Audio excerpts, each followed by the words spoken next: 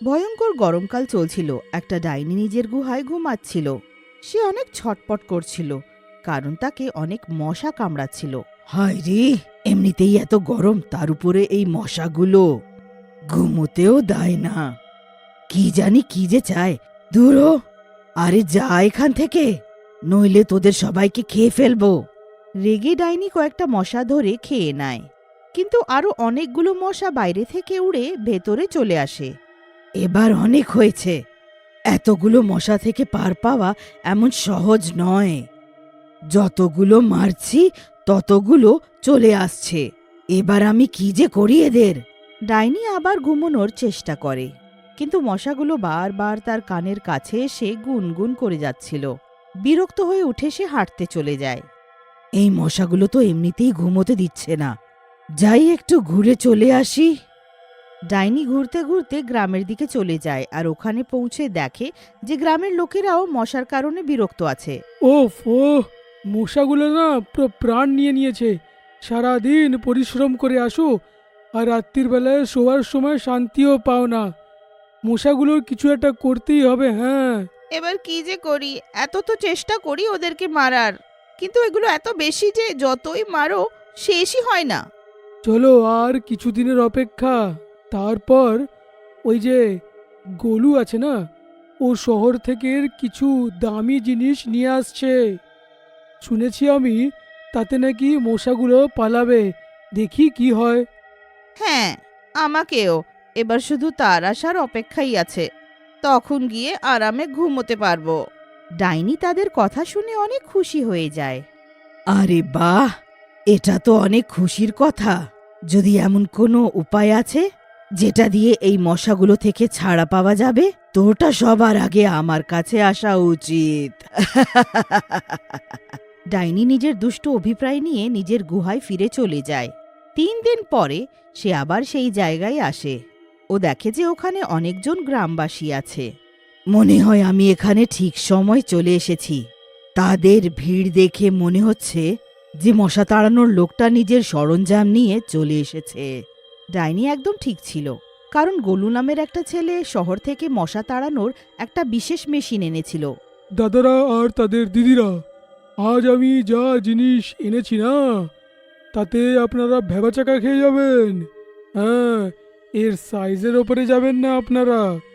এই জিনিসটা একবার বাড়িতে লাগিয়ে দিলে, সুইচ অন করলে সব মশারা পুরো বাপি বাড়ি যা।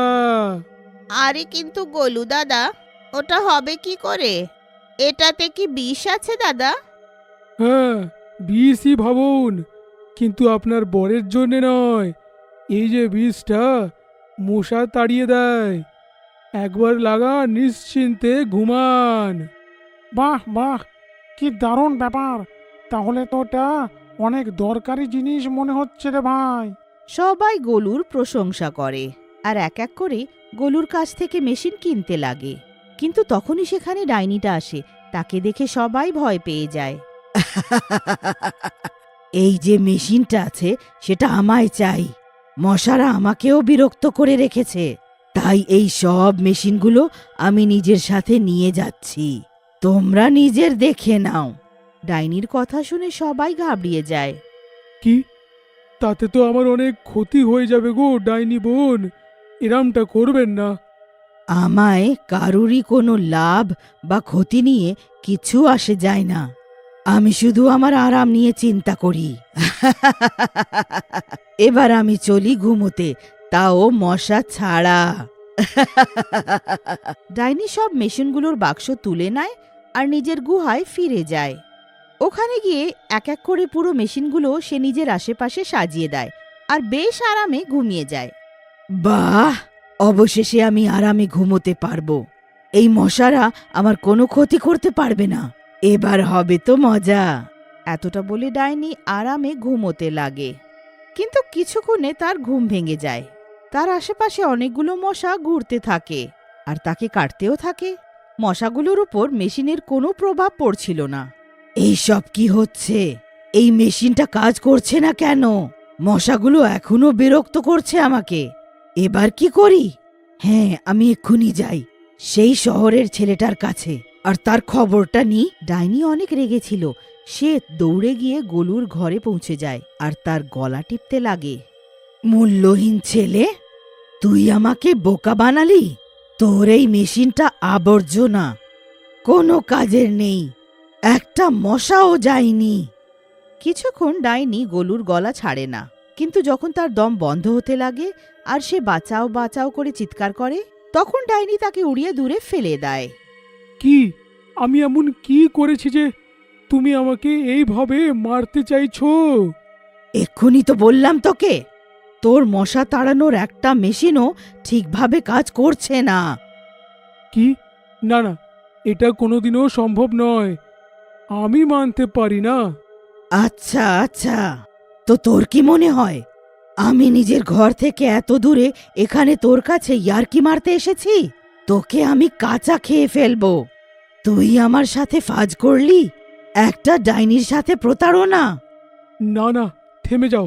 শোনো, তুমি আমাকে বলো যে তুমি থাকোটা কোথায়, আর তুমি যেখানে থাকো সেখানে তোমার থাকার বাড়িটা কোথায়, তোমার রুমটা কত বড়? আমি কি ফ্ল্যাটে থাকবো, বোকা লোক? আমি জঙ্গলের একটা গুহায় থাকি। ব্যাস, এটাই হচ্ছে আসল গল্প। ব্যাপারটা হলো তুমি একটা গুহায় থাকো, বুঝলে? আর এটার কাজ করার জন্যে একটা ঘর চাই, যার পুরো দরজা বন্ধ চাই। তুমি যেখানে থাকো সেখানে অনেক লক্ষ লক্ষ মশা আছে, তারপর আবার জঙ্গল থেকেও মশাগুলো চলে আসে। তাহলে তুমি আমাকে বলো না যে এটা কাজ করবে কি করে? তোমায় তো ঘরটা চেঞ্জ করতে হবে। ও আচ্ছা, তো এই ব্যাপার। এবার আমি কি করি? মশাগুলো আমাকে অনেক বিরক্ত করে রেখেছে, আমার অনেক রাগ হচ্ছে। ডাইনির কথা শুনে গোলু অনেক ভয় পেয়ে যায়। আরে না না, আমাকে মেরো না। আমি আমি আমি তোমার অনেক কাজে লাগবো। কোনো কাজের নেই, এই পুচকে মশাগুলো থেকে তো ছাড়া দেওয়াতে পারছে না। বেশ হলো কাজের জিনিস। শোনো, তুমি এখন নিজের গুহায় ফিরে যাও আর আমার ওপরে ছেড়ে দাও। আমি দেখছি তোমার যে সমস্যা তার সমাধান, হ্যাঁ, সেটা আমার কাছে আছে। কিন্তু এবার আমি আসি, তোমার সমাধান নিয়ে আসব। আচ্ছা তুমি শোনো, আমার আসতে কিন্তু একটু দেরি হবে। হ্যাঁ, এটাও ঠিক। ঠিক আছে, যা, কিন্তু তাড়াতাড়ি ফিরে আসিস, কারণ তুই ফিরতে যত দেরি করবি ততই এই মশারা আমাকে কামড়াবে আর তত বেশি আমার রাগ হবে।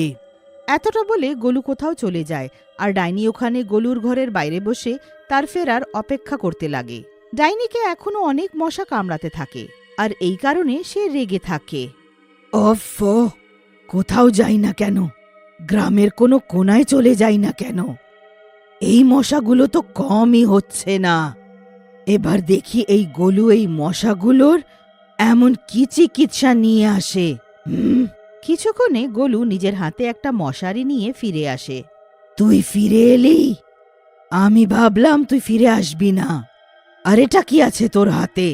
এটা এটা হলো তোমার সব সমস্যার সমাধান। এটাকে মশারি বলে, বুঝলে?